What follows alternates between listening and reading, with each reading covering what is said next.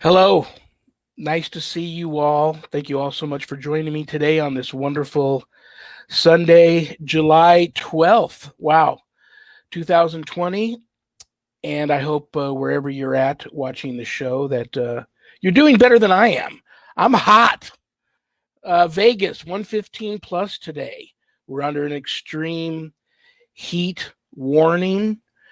I saw a bird fly over my house, burst into flames earlier. If you see me sweating profusely during the show tonight, don't worry, I'm not having a stroke. I'm just hot. So hopefully you guys are much cooler where you're at. But thank you all so much for joining me tonight. Guys, I want to start off with an opening prayer and an opening candle lighting tonight. And the candle lighting and opening prayer are for a fellow brother in Christ of ours and a fellow sister in Christ of ours who are in need of our prayers, Eric and Angie. So please keep them in your prayers tonight.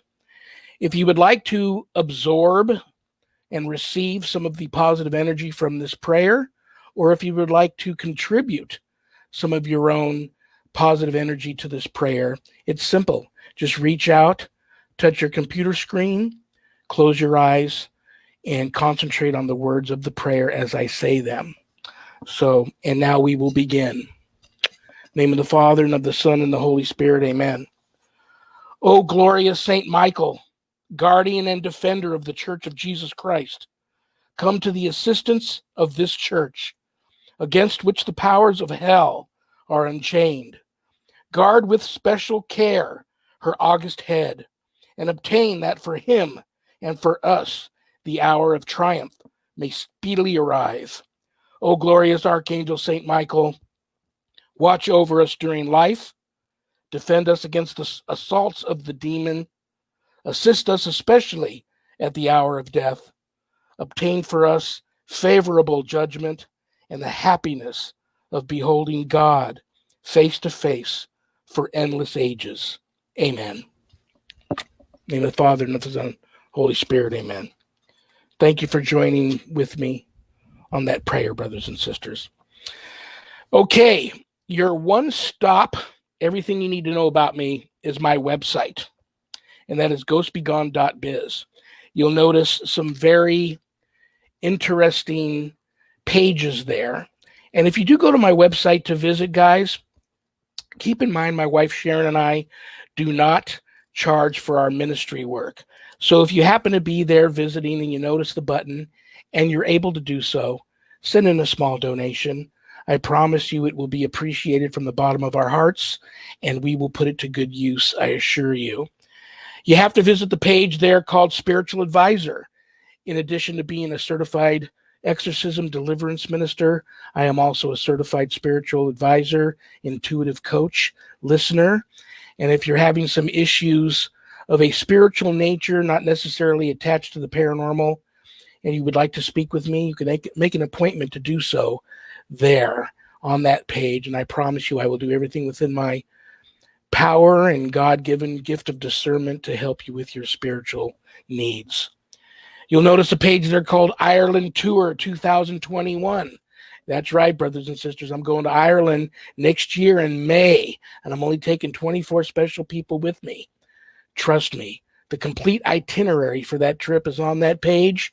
If you've ever had a calling to want to go and visit the Isle, the Emerald Isle, or the Isle of 40 Shades of Green, this is your opportunity. And I'm the ambassador of the trip, and it's geared to reflect me. So it's going to be a very spiritual trip. We're visiting some haunted locations, doing some paranormal investigating.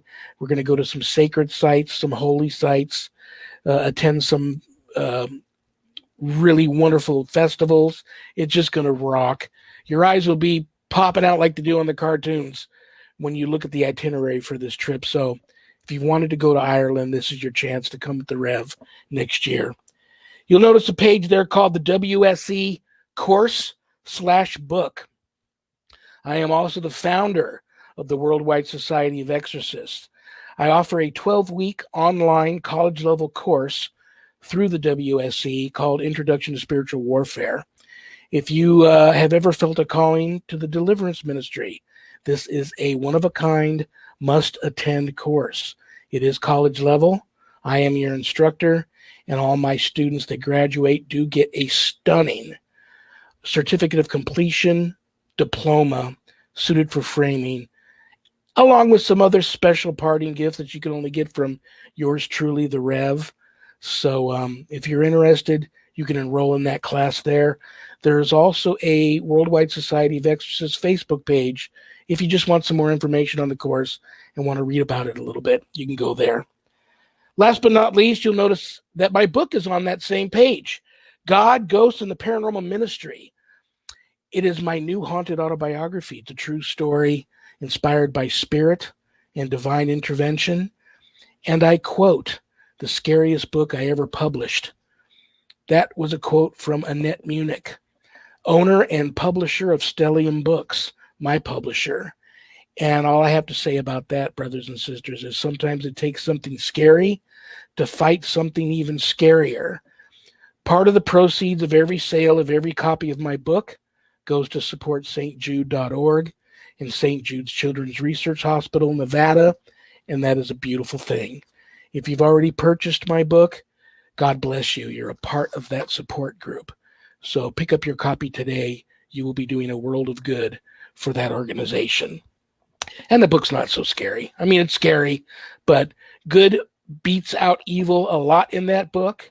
And I know students that are using a lot of what they learned from that book to continue their knowledge and their approach to the deliverance ministry, even though they've already finished my course through the WSE. So that's God, Ghosts, and the Paranormal Ministry. Autographed copies at the website. You can also get it at Amazon. Well, you all know me. I'm Reverend Shawn, the Rev. Welcome to my haunted home. It's been quiet here lately. That might change throughout the show tonight, so keep your eyes peeled for what may be going on behind me at any given time.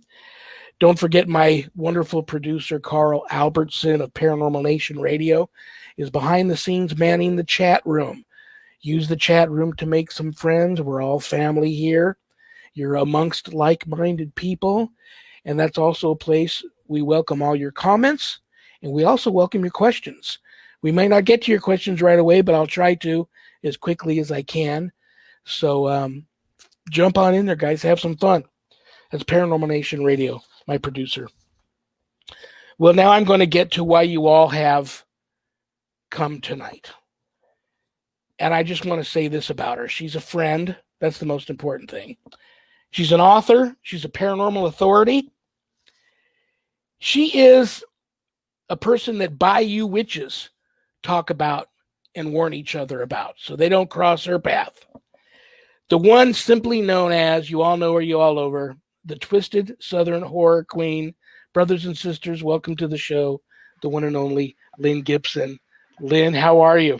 I'm awesome. Good to see you again, Rev. And good evening, day walkers and night stalkers.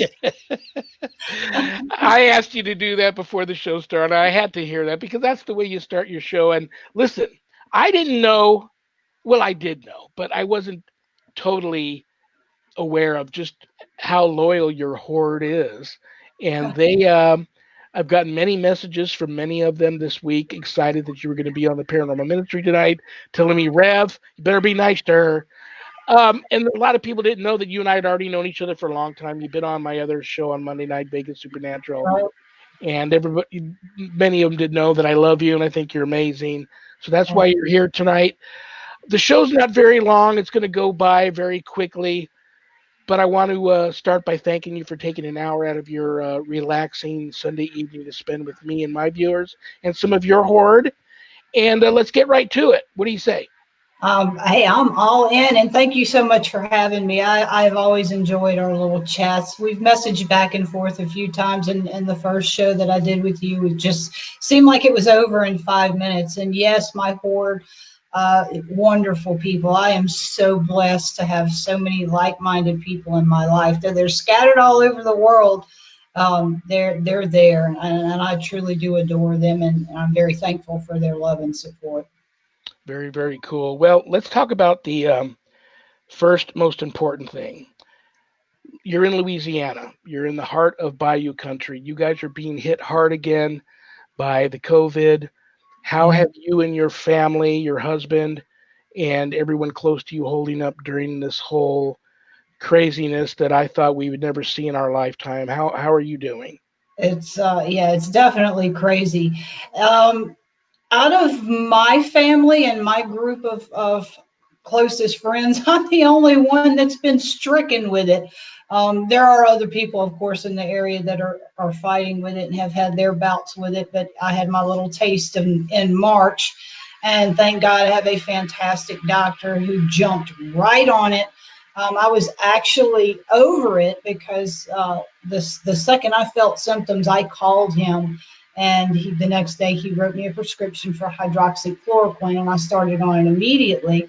That same day, I went to have the test done, and 8 days later, when I got my positive test results back, I was already over it. Because of the medication that my doctor put me on. So, a lot of people, there's a lot of controversy about that drug out there. It's been over politicized, but as far as my opinion, having had it, I am a cancer victim. I have a deficient immune deficiency. So if anybody's been around somebody who was sick 2 weeks ago and they look at me, I have it, and I have it for a month. Whatever it is, I've got it. So it got me well within a week. And if your doctor is not willing to write you a prescription for it, go to one that will.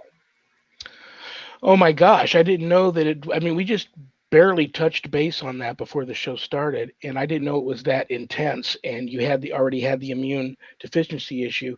Oh my gosh, you're lucky to be alive. But Um, yeah, Obviously, you have friends with even more powers on the other side watching out for you, which is a good thing. We all need that. yeah, they're not ready for me yet. They're like, oh no. No, they're not. I can tell you they're not. Oh my gosh, I'm so glad you look beautiful tonight. I'm Thank you. glad that you're feeling much better and you got through that. That is so scary. I know people that are sick. I know people who have died. The people out there that think it's fake, trust me, I'm a reverend. I wouldn't lie to you. It's very Right. real. Maybe we're all being lied to and it's not it's worse than it is or not as worse as it's made out to be, but there's something happening and just be careful. I mean, it is what it is. That's Just be exactly careful. right. You got to be level headed. You got to keep your eyes open, do your own research. Do not believe anything you read. I am not a fan of the media at this moment, not at all. Oh my gosh, I could go on. That could be a whole nother show. But tell you Ooh, what, I'm gonna put your feet to the fire right now. I'm ready for you. I had a guest on last week that um, he's doing some work with Dan Aykroyd, so I left my Ghostbusters shirt up there I for see you. that. That's I've awesome. got Night of the Living Dead poster on the other side of me. Some posters of some of my favorite movies that have already been on my wall behind me in my office for a long time. But I'm going to ask you right. I could never answer this question, but I'm going to ask you your favorite all-time horror movie. And I know that's a tough one, but maybe not. Maybe the Twisted Southern Horror Queen has one. I will tell you the one that I think is the most terrifying, and it is amongst my top five, and that, of course, is William Peter Blatty's The Exorcist, the original. Go Um, figure, right? yeah, it's so funny. Even though I do what I do, that movie terrified me as a young kid. I went and saw it with my whole family. Threw my Yeah. Ouija board away. Had to sleep with my parents for about a week. Um, threw a bunch of back then blacklight posters were the big thing, and I had a bunch of them that I didn't realize they were of a demonic nature, but I realized that after the movie, and I threw all of those away. And it's funny. I don't know if you can see on the bedroom door, the office door behind me, is a poster that people ask me about a lot, and it's actually one of Peter Blatty's and William Friedkin's movies after he did Exorcist, and it's called The Ninth Configuration, and it's a really good movie about. He loved doing that even more than he liked doing The Exorcist. Blatty, that is, wrote, produced, and directed that. It's a movie about skeletons in the closet, answering for our sins, life after death, that God really exists. Excellent movie. I recommend it. If you haven't seen The Ninth Configuration, it's a much older movie, but it's a sleeper one that Blatty did after The Exorcist that he personally loved. It was his baby. But yeah, that was a great one. I'm going to ask you, what do you think is special about that particular Night of the Living Dead poster behind me? Well, it's definitely one of the originals. Is it signed? I can't tell from here. Oh my gosh, I wish I went to the only horror festival to my knowledge that's ever been here in Vegas, and it was at the Palms years ago. And I didn't know Tom Savini was going to be there, and I ran into him, and I was so disappointed that I didn't have that poster with me. He seemed equally disappointed I didn't. He said I would have signed it for you, but here. And he had a picture of him with probably half a dozen or so of his famous creations around his face on the same picture, and he signed that for me, gave it to me for free. Very nice gentleman. But what I love about that poster, it is an original print, but it is an original print Tom Savini Night of the Living Dead remake poster.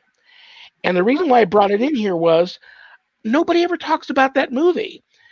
It was, Romero never allowed that before or since somebody in his close-knit family there, like Savini, redo one of his projects. And he totally gave that over to Savini to make. Of course, he did it in color, and it's pretty much the exact same movie except for different actors. He did add a little bit of his own flavor, and there's a twist or two in it. But I think that remake holds up with the original, and I'm going to get hate mail for that. But if you haven't caught Tom Savini's remake of it, I highly recommend it. It's a great movie. And that brings me to why I even am talking about zombies, because you live in an area that Bayou country, Louisiana, Southern hoodoo, Southern voodoo, Bayou witches, all that stuff.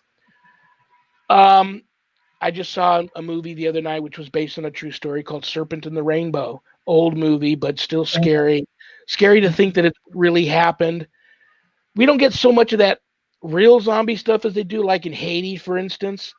But talk to me about where you live, that area of the country, and just how serious that part of the occult is, how serious it is or isn't, how dangerous it is or isn't, and how much you may or may not know about that part of the occult in your area of the country, which is so deeply steeped in that.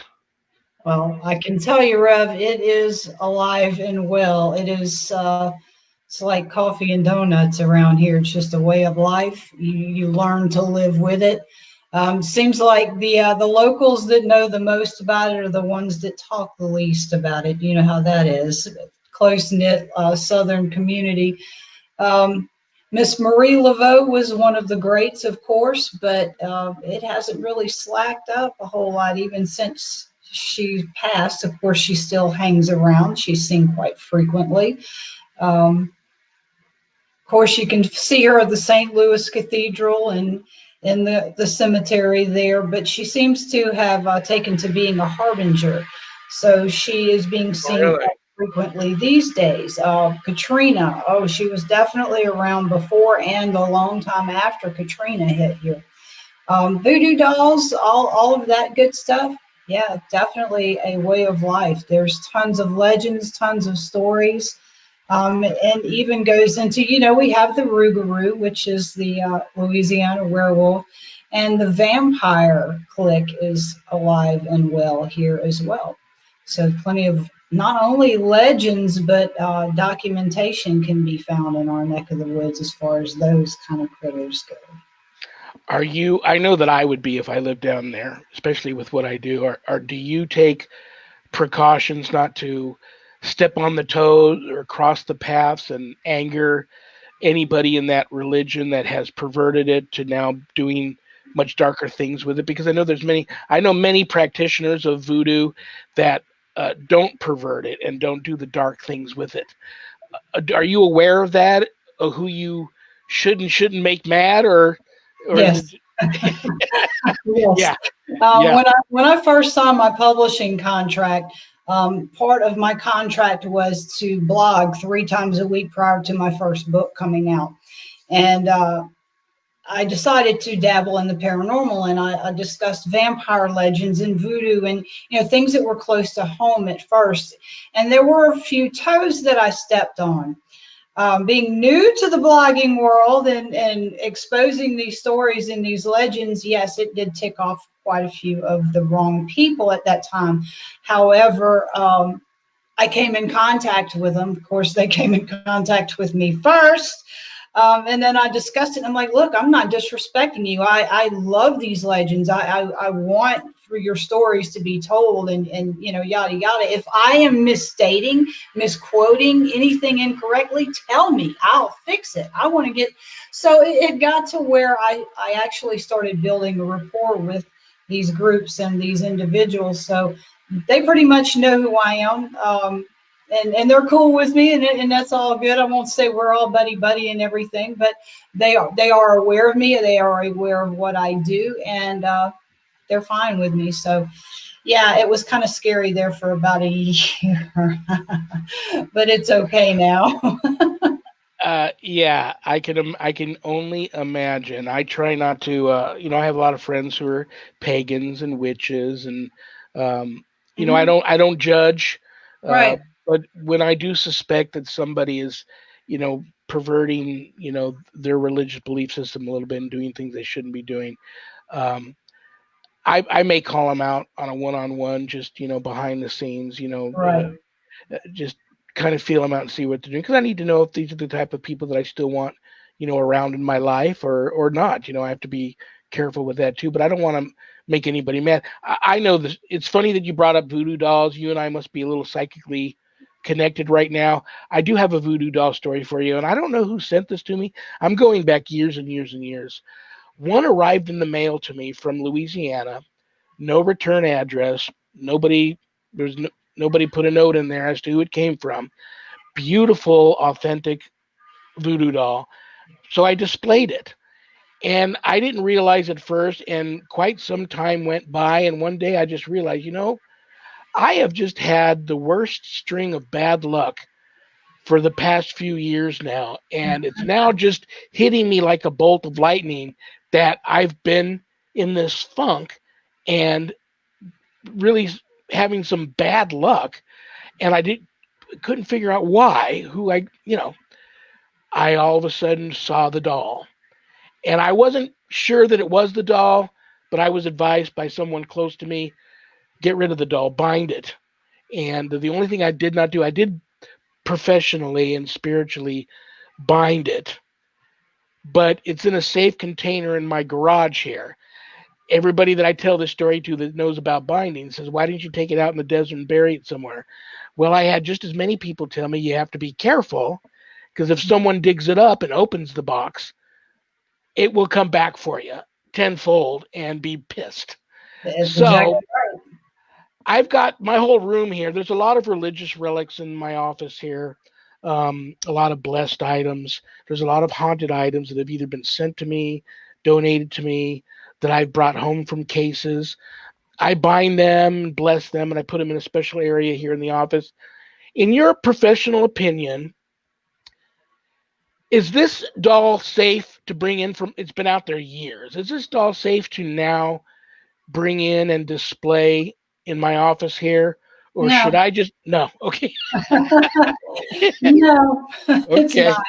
all Yeah, righty. you need to, because you are who and what you are, you need to maintain possession of that doll, keep it bound. Um, if you were an average person, I'd tell you to bury it on hallowed ground. But you are someone like myself who can kind of keep it under wraps. One other thing you may look at doing, if you start having issues again, if it gets moved around, accidentally somebody runs across the box, opens it, and you start having problems again, because it could happen. Um, Before you bind the container that you have it in and close it, fill it full of salt, then close it. It's not. You're right. That's the only thing I did not do. There's salt on it, but Okay. it's not filled with salt. Yes, but Yeah. the bind. Now this is many. This is long before I even was on my path to become ordained. So the binding I did wasn't the same binding I would do today. And that was why I asked the question if it was safe to bring it in, maybe rebind it. But the binding I did back in the day on it was more, I'm told now, more of an appeasement. Like I put candy in there, money in there, tobacco, fruit, um, some candy. I put, it's been You blessed with some. blackmailed it. Basically.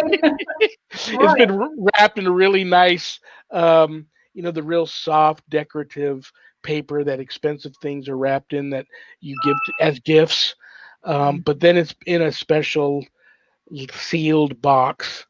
But you're right; it's been in the garage for years and years and years, and I think about it all the time. I would not know if I did release it and rebind it here. I wouldn't know if my wife and I experience activity here all the time in the house. I wouldn't know if it would be the doll or not. But I'm going to take your advice. Leave well enough alone. Leave it out there. But the thing is, it's such a beautiful. I mean, it's a real piece of Americana folklore, occult folklore. It's beautiful, Yeah. and so I think about it'd be nice to display, but the consequences of just that selfishness to want to display it is the consequences could be far greater. So I agree with you. I'll leave it where it's at. If it ain't broke, don't fix it. I mean, leave it alone. It seems to be appeased at the moment. Yes, it may be beautiful. And just off a sidestep with that, if you decide to open the box and look at it at some point, rebind it, don't take a picture of it or display a If likeness. it What you're if doing. I do that and it says to me I want to go visit the Twisted Southern Horror Queen, do I send it to you or no? I prefer that you not, because I'd have to start that whole cycle of binding over here. And, Okay. I have the same kind of relics sitting around here, things that people have given to me to kind of, we can't take what's with this anymore. You take it. We know you know what to do with it to keep it settled, calm down, whatever the case may be. So they may not jive. Yeah. Okay, let me hit you up with something else that a lot of people think is just a joke. Well, you mentioned the loop guru. I worked a case where I thought, are we talking? I asked the client, are we talking your family member is possessed? No, my family member is a werewolf, and I took it lightly. I realized when I finally got there, it was not a joking matter. I believed that there wasn't a possession going on, but in this manifestation of this unclean invading spirit, the person did get very animalistic like, and it almost seemed like physically uh, they changed, their bone structure changed a little bit, and it was quite frightening. I actually backed away from it and was looking for the exit if things got really hairy. I believe that the lycanthropy is a very real thing, and I believe it's a form of possession, but I believe in the loop guru. Um, come on, there's a reason. There's always a little bit of truth behind all those legends and vampires. I spent 10 days down in the heart of Louisiana 20 years ago on a concrete convention when I was in that business, and I still to this day think I was stalked by a vampire one night when I went out ghost hunting all by myself in areas of that town, which I'm told now you're lucky to still be alive. I didn't know any better. But, Yeah. it was such a beautiful, picturesque place and it takes on a whole new life at night. I just went out, midnight, 1 in the morning, going to areas that not too many people were around, taking photos, doing some investigating. And one night I had a frightening experience of a guy that I later on I just thought, I think I was stalked by a vampire. I know people who have been in vampire cults, drink the blood, the whole 9 yards. How scary is that cult movement in your neck of the woods there? And do you have to be aware and weary of running into those folk too? Yes. Yes, you do. And you were actually a walking target with what you were doing. You're very lucky because something Yeah. could have happened to you.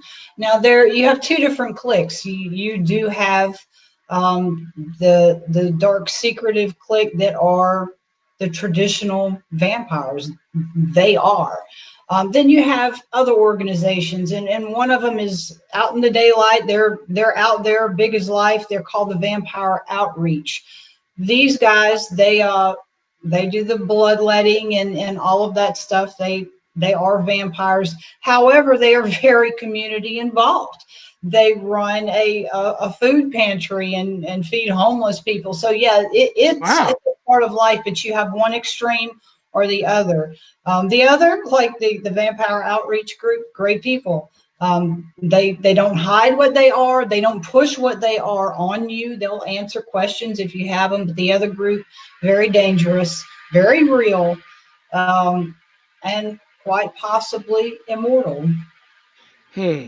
So you, in your professional opinion, believe that what we've known to come and believe about, regardless of what movie you watched, even if it was Interview with a Vampire, which I loved, um, that you believe that type of vampire possibly could truly exist. Something similar. Now you've opened up a door, and I'm going to tell you what my actual belief is in that, and some shameless promotion. Okay. This book, this book will tell you about vampires. That Before you finish, please, while you're on the subject of your books, I was going to cover that anyhow. When you tell us this story, please talk about the rest of your books and where everybody can get them.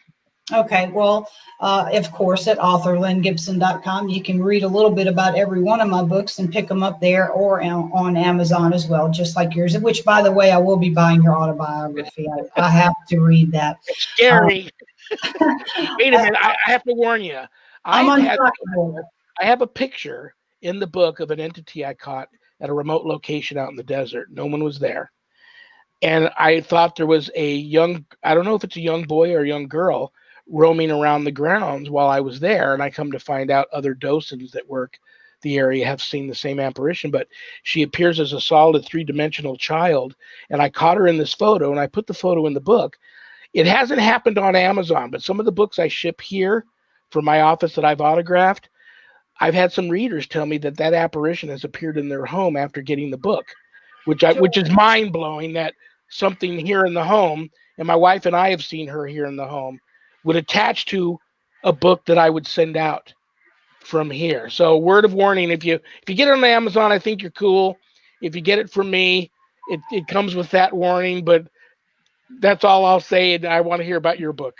No, I would want the one from you, and it can just she can just chill with the rest of them that hang out here because this is a very Okay. busy house as well. Now, my belief in the vampire, I do believe that was an actual creature, but it stems back to the Nephilim, and I'm sure that I know for a fact that other people have made that connection. However, if you think about it, in the Reader's Digest version, it's been proven the Nephilim existed. There's material remains from archaeological dig sites all over the place. They were mentioned in the Bible. It's a fact they were here. We know how they were created. That's when God cast down the angels from heaven. They mated with mankind. They created these monstrous humanoid beings. And the characteristics of these beings were they had vast knowledge. They were extremely powerful. They were immortal. They had abilities that the mortals didn't have, and they fed and ate blood. What's Were that? they? Do you believe that they were flesh and blood, or more of a demonic nature and spiritual? I believe that they were flesh and blood indeed, but they were like Jesus. Jesus was flesh and blood. However, there was something else that was in his DNA that was not mortal. I think you're dealing with the same thing because these angels were made in God's likeness. When their DNA meshed with the human females that they interbred with, that chain also was part of that being once it was born. Um, there are several lines of this heritage that have throughout generations and throughout centuries and eons, whatever the case may be, they have strived to keep that bloodline as clean as possible. I believe that those individuals that have that certain DNA in them still, yet they're not 30 foot tall creatures. They're not gods. They do still have some of those characteristics, some of those abilities. It doesn't just go away. It grows weaker over time. Well, I believe that those people are still here. I believe that lineage is the vampire. Very, What's your very thoughts on interesting. Very, very interesting. So www.authorlyngibson.com. that? Last count was 6 books. Am I still remembering correctly, or am I leaving one out? Let's see. I have the Adrian trilogy, which is a vampire series. It was based here in Louisiana. Most of my books are. I have a novella of unique short stories, all horribly gory, if you're into that. I have Wicked Truth. And then my last novel release is Legend of the Dark Man, which is also Louisiana based. I'm being told that this is the most bizarre book that I've ever read. So if you're into macabre and bizarre, I got that for you. Also wrote a small kind of autobiography for the Adrian Fury dragster, how it came to be, and then there's a unique little short story that I added to that. And I'm currently working on a new novel at the moment. Oh, very cool. Very cool. Yeah, you just got the scoop on that. I haven't admitted publicly that I was working on a project, so news here. It was funny when I first reached out to you to come on the show. You said, "Oh, great, I'd love to be there. What's the topic?" And I just said, "How amazing you are!" And I feel that way. You're very talented. I don't think in all the years I've known you, I've ever had anybody. And with the drama we have in this, under the paranormal umbrella, the paranormal community, which you are big in. Usually, there's always somebody has something to say about somebody. I have never had anybody ever say anything bad about you, and that is a testament to your talent, the person that you are, and you didn't allow all of this to change you. I'm hoping 20 years from now, I can look in the mirror and say the same thing to myself. But good job on that. I did read somewhere you're also. We all have a day job. I'm a vet tech during the day, but are you also a real estate agent? I am a real estate broker. Do you go to homes and then try and show them and sell them? I do not work for the public anymore. When my first novel came out, I kind of removed myself from the public light because I live in the Bible Belt, and the first book has a whole lot of vampire erotica in it, and the community was not so hot on that. A lot of paranormal as well. So yeah, it took a little while for the ones that were going to run in that direction ran, and the ones that were going to run to me came. So I just removed myself from out of that. I do not list and sell inventory anymore. I was actually a manager for the largest company out here. I had 72 agents under me at one time. So it's a wonder I have any sanity, but left that, have my own brokerage, and I work for the private end of the business, mostly appraising distressed properties and doing appraisals for refinances and stuff like that. So out of the public eye. Because there I don't know how big it is, but that there's a big group of people all over the country that would love to buy a haunted home. And if I was in the market for one, I mean, I live in one, but if I went somewhere to buy one, if you were the one that showed up to show the home, it would be a done deal. I mean, it would just be a done. Did you ever find yourself, you didn't expect it, but you found yourself, oh my gosh, this home that I'm trying to sell is haunted back in the day? Where you were going with that. Yeah, definitely. And still today, a lot of these houses that I walk into are vacant.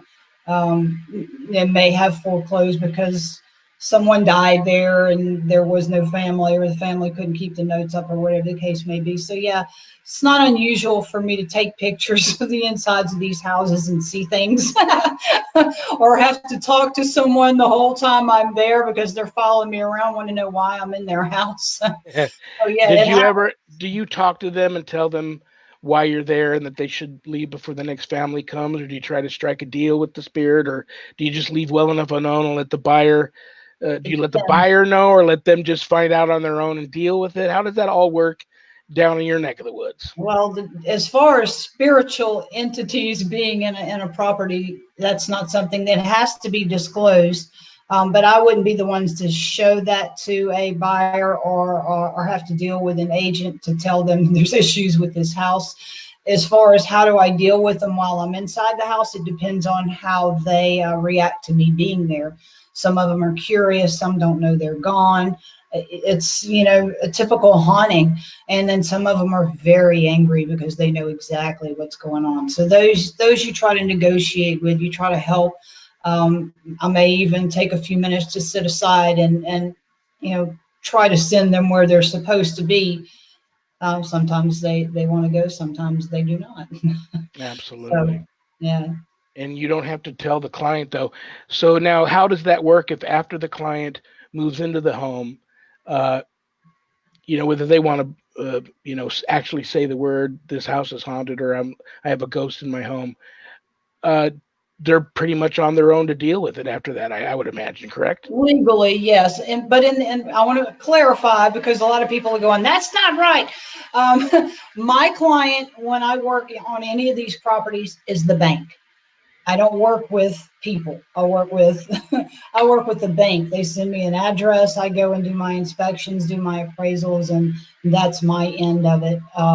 I would never know who actually would wind up listing the house to tell them there may be a problem there, to anyone they would show it to purchase. So I'm so far removed out of that process now that it's ineffective. There's nobody for me to tell. You don't tell a bank your property in Hammond, Louisiana has some spiritual issues. They're going to think this chick's crazy. We're not sending her on any more jobs. Absolutely. Oh my gosh. You're caught between a rock and a hard spot, just, Yeah. and my wife and we've had a couple of cases where real estate agents have reached out to us, said, the home's beautiful, and I get people that want to come in and buy it. Once we get in there, the spirits, if they don't like the person I'm showing the house to, they let it be known. Right. And can you guys come in and fix that? Sometimes you can, sometimes you can't. It's really just a hit and miss kind of thing. And I'm not really sure what the law is like here too. I think they don't have to divulge that information here either. I'm not really sure, but it's not mandatory in very many places. You would think in Louisiana that would be a mandatory thing, but it's not. There were several houses here. It seemed like there was a spurt of houses that went on the market here that all had some kind of spiritual issues. There was one blog that I'd written on a house in Springfield that actually was a foreclosure. I didn't have anything to do with this particular property. But the people who bought it as a foreclosure had to go in and do all kinds of renovations. And from day one, they had issues. Come to find out, they pulled up a trailer to the house, a little drag behind RV, I guess you would call it. And they lived in it because they had small children. There was so much activity going on in the house that they couldn't live in it. And the wife actually had heart issues, and she was having all kinds of problems in the house. Well, they go up to take the carpet up in the loft, and there was a pentagram that had been burnt into the floor, which says exactly what had happened there. Some kind of portal had been opened, some kind of negative entity was there. And at that point, the wife was attacked violently. So that house actually sat on the market for quite a while. You would think, all the enthusiasts out there, they would be interested in that. Myself personally, no, I would not buy that house. However, there are people out there that thrive on that. That would have been one for Zach Baggins, I'm sure. We have a question from actually my wife. Hi, Sharon. My wife is on here. She wants to know, do you miss that part of dealing with the people now? Well, yes and no. And I'll answer it this way. I do a lot of horror cons. I haven't this year and probably won't until maybe mid next year, but typically once a month I was somewhere in the country talking, having panels, lectures where the meeting people, meeting fans. Hey, I watched your show and I have this book. Would you sign that or whatever? It's really cool to actually meet some of these people, put faces with them, shake their hands, or hug them. So it's I exchange one group of people, one community for a whole different community. A lot of times at these shows, you see people that you see 3 or 4 times a year at different shows. Tom Savani, as a matter of fact, I've been at several shows with him, so I've met him. Um, but different actors, different vendors, entertainers, they're my con family, and we keep in touch. We talk constantly. So you have your regular family, you have your con family, and then you have the every year hardcore attenders, where if you go to Tupelo, Mississippi, and you do one of these 3 cons, who's going to be there, whether it's vendors or entertainers or the guest that comes. So just one group of people to a different group. And to be completely honest with you, I like the con people a lot better because you're not dealing with people who are stressed out over trying to buy something and stressed out over trying to sell something. All these people are happy. It's all good. They're into paranormal. They're into horror. It's fantastic. They're all like-minded. The panels are really cool. I think the largest panel I spoke in front of was probably right around 200 people, and that was at Pensacon, which is a massive 3-day event in Pensacola. Probably the biggest event in Florida. If not, it's got to be in the top 3. So a lot of fun. I enjoy doing that. Do I ever come to Vegas? I have not been in Vegas yet. I'd love to. We have a good friend here, the Purdy family, Elite Vegas Paranormal, and they did Vegas Paracon here for a couple 3 years, and then stopped doing that. Before them, I couldn't remember anybody having done that, and since they stopped, nobody. I know it's hard. It's not easy to put on paranormal conferences and paranormal conventions. Do you hear in your circles rumors, maybe any whisperings about anything like that coming to Vegas? Because it just doesn't happen here. I don't understand why. There's plenty of venues that are large enough. I have not, but I could put some feelers out. However, I'll tell you, it's probably not going to do any good to do that. There were 3 other cons that were still trying to hold off for October of this year. And I saw where one of them, Spooky Empire, which is in Orlando, they announced yesterday or day before that they were canceling their October show. Yeah. This So, whole 2020 is just a big mulligan for that. I yeah. mean, I'm even hoping, the Maria Schmidt, who and May Hernan of Mysterious Adventures Tours, who put my tour together, they had so many other beautiful tours planned this year. They had to cancel them all. And I'm hoping that doesn't roll over into 21 and affect my tour. But it's just been the year is just, oh my gosh, it's like it didn't, write it off. It didn't exist, Yeah, definitely. And uh, that's something that I really look forward to doing. I look forward to it in October, like September through November. But it's so hard. You're somewhere else in the country every weekend, and then you come home long enough to do laundry and get some normalcy in your house and repack again, and you're on the road again. And so it's very hectic during the fall typically. It's going to be unusual for me to be sitting at home in September and October of this year.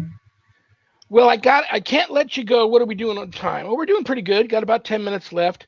I have to ask you this question. It's um, you're also in the heart of Cryptidville. Yeah. 5 years ago when I started Vegas Supernatural, I wasn't a Bigfoot fan. I became one because I started having some Bigfoot guys on, some other cryptozoologists on the show. They got the bug in me, started interviewing guys, reading.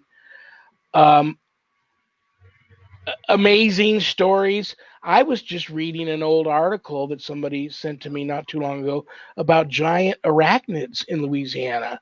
Stories, I mean, incredible people, high ranking individuals in their community, not shady people by any stretch of the imagination, tell stories of walking down, taking their evening walk at night after dinner and down, their country road to see, like a giant trap door come up and a spider walk across the road in front of them the size of like, a huge ice chest that would take two people to carry to the beach, um, frightening stories, and of course Bigfoot. But I'm talking to more and more guys, and the phenomena that I'm experiencing now, these guys go out thinking they're going to experience one thing, and they get a lot more than what they bargained for. They go out on a Bigfoot hunt, or they go out for a sky watch to just look for UFOs. Now they run into ghosts, phantoms. Bigfoot guys see UFOs. UFO people see other forms of cryptids. I'm getting inundated with dogman sightings. I had a case in your neck of the woods. I wish I could get there, but the guy says my neighbor's a wolf man. He disappeared for like a week. We all went to his house to try to find out if he was okay. And as we were driving up to the house, we see him running from the tree line back into his house with just like, it looked like at one time they were long pants, but now they were all shredded below the knee, barely being able to keep them, on him, but he didn't have another stitch of clothing on. And they really think he's, a dog man or a wolf man. What's going on in your neck of the woods there? It's a crazy, crazy area of the country you live in. There's always been creatures here that aren't anywhere else. And I think a lot of that has been spawned in the past by voodoo and other dark arts that are common here and have been for a very long time. But I think you're dealing actually with two different critters. We'll start with the swamp, Honey Island swamp monster, or the Bigfoot. Now, I grew up hearing about the swamp monster, and your uncles and cousins that went out and hunted in that swamp swore by it. They heard it, they saw it, they smelled it. And when Ford actually came out with his photograph and his big plaster footprint, everybody in my neighborhood felt vindicated because our family had seen it. They had talked about it for decades. You just grew up with it. People talked around the dinner table about the Honey Island swamp monster, i.e. Bigfoot. But for example, what you're talking about with the neighbor running in back into the back door, you got to think chupacabra. No, I don't have chupacabra here, Justin. One thing, as far as I know, we don't have here in Louisiana yet. I'm sure it'll migrate. He's on the way. He got to be. We're missing him. But I think that the critters, like I said, it's maybe a sign of the times. Are we in end times? It's quite possible. Definitely a lot of the things we were warned about in religious scriptures, not just the King James Bible, but other ancient religious writings. Those things are coming about. Have they not been looking like they were coming about, excuse me, a century ago when other plagues were rampaging the earth and everybody just thought it was doomsday because things weren't like that when they were growing up. I can hear my dad going, my God, what is the future generation going to do if y'all are walking around like this now? And now we're saying the same thing. Oh my God, what is the future generation going to look like because they're doing this now? So has it been upon us for centuries? I don't know. Is this actually the real deal we're going into? I don't know. The case that you talked about with the possession, where the dude was actually manifesting animalistic characteristics, that's not the first time I've heard that. I've heard that before. Is it possible that demons are being loosed upon the face of the earth, and maybe that's why everything is going so crazy right now? Maybe it's not the media, maybe it's not the politicians, maybe it's a whole other force that is influencing the entire face of the planet. Could be. It's no more outrageous to think that than it is to think there are man-eating spiders crawling from out of trapdoors. Suzanne has a question. Hi, Suzanne. What about Hi, the giant Susie. spider? I'm telling you, I've read many an affidavit of people in your neck of the woods that swear they've seen them, ranging from the size, like I said, of They look like you've got a spider out there, I believe, called the wolf spider, and that's huge. They're Yeah. like gigantic, out of a 1940s horror movie, giant version of those, like from the size of a giant ice chest that two people would carry to the beach to like the size of a Volkswagen Bug. And the people that see these, they don't go out anymore. You Yeah. see it one I time haven't seen and them. you don't go out. That's Yeah. just it. There's somebody that says he's seen them in Iraq, camel spider. Somebody must have bought back eggs. I have not seen them. I have seen a few pictures on Facebook from folks in the state, and that's a pretty scary looking critter. At first, I thought it was something that was photoshopped, but I actually looked at it and went, I don't know what that is. All I've got to say is if it shows up in this neighborhood, we're going to figure out how to make gumbo out of it.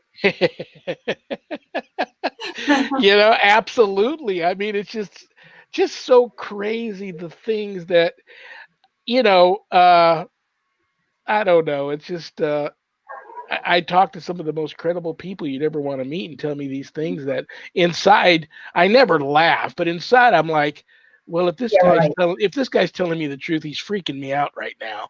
And but then I sit down and I think of some of the things I've seen and experienced myself over the years, and it's just there's a whole nother world behind this mysterious unseen veil that we can't see that um, occasionally is powerful enough to break through that whatever veil it is and play around on this side amongst us from time to Agreed. time. And And here we are fueling it. Look at all the looters and the rioters and the so-called protesters that are out there causing all this violence.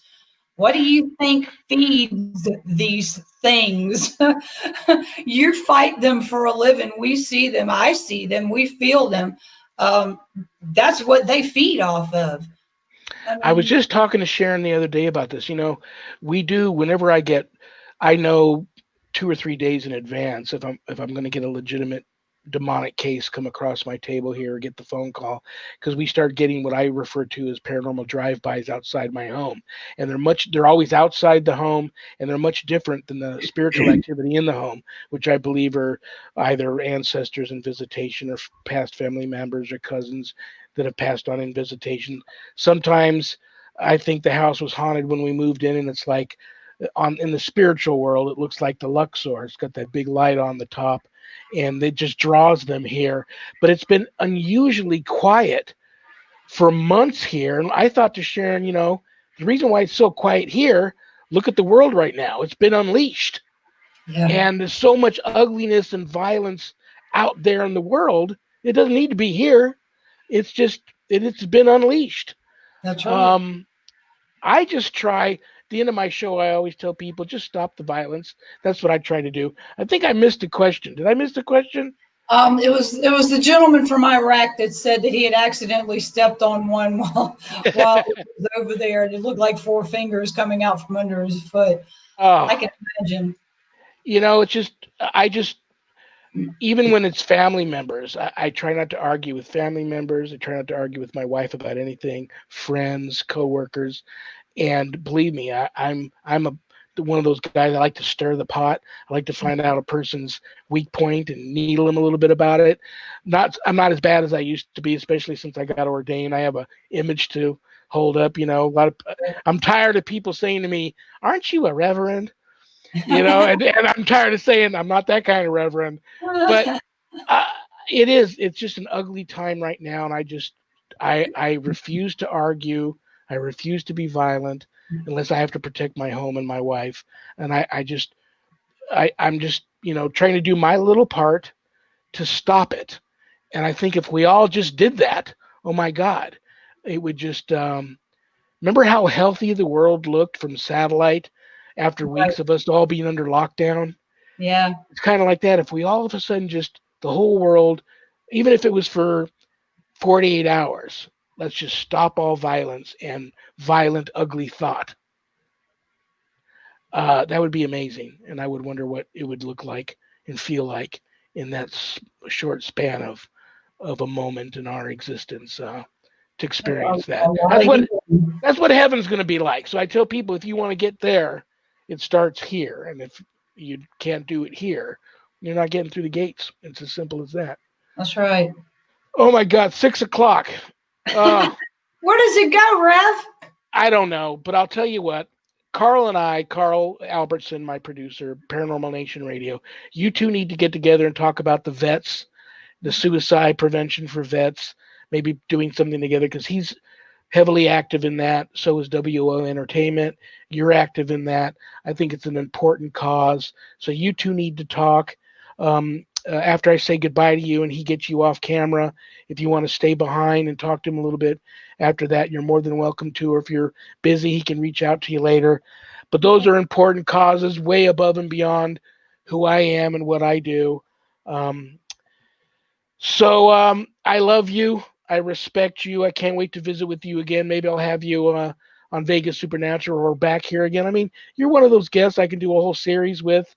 Mary Marshall was on not too long ago. I have her back again because I can just pick one or two topics and have you talk about it the whole time. That's the kind of person you are. But thank you so much for taking an hour out of your busy Sunday evening to spend with us. I know your horde appreciated it. My viewers appreciated it. The people that reached out to me leading up to the show tonight were excited that you were going to be on. So thank you. And don't change. You are a unique, special addition to this weird thing it is that we do. And I don't even know what it is we do anymore.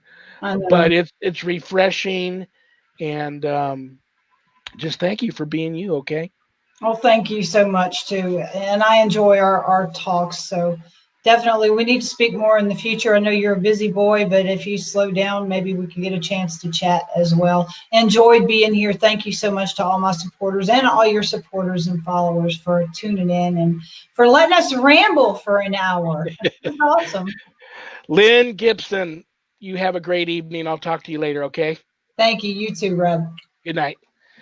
Brothers and sisters, LYN Gibson, the Twisted Southern Horror Queen, has written a half a dozen or more fabulous novels. Check her out, www.authorlyngibson.com.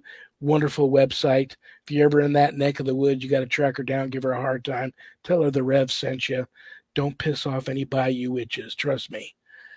So I will be here next Sunday. Well, I'll be tomorrow. If you're not sick and tired of listening to me rant on and on, I'm on Vegas Supernatural tomorrow night. My special guests are Amy Farley and Kevin Fike, co-hosts of Wicked Paranormal Radio. That's going to be a hoot of a show. I will be here next week on the Paranormal Nation Radio Network with another edition of Reverend Shawn's Paranormal Ministry. My special guest would, get your passports ready. We're headed to Australia, or I like to call Haunt Australia, to visit with Jason D. Varga. He's a world-renowned psychic, hypnotist, illusionist, mentalist. He's just a wonderful guy. You're going to love that show next Sunday. So until then, guys, you all have a blessed week. Stay blessed. Stop the violence. And I know in my heart that I don't have a show without all of you. So thank you all so very much for spending an hour with me tonight. And until next week, good night, Harold. Rest in peace. Good night, Ernie. Good night, Bill. Good night, Dan. I love you all. God bless you. This is the Rev. See y'all next week. Good night, everybody.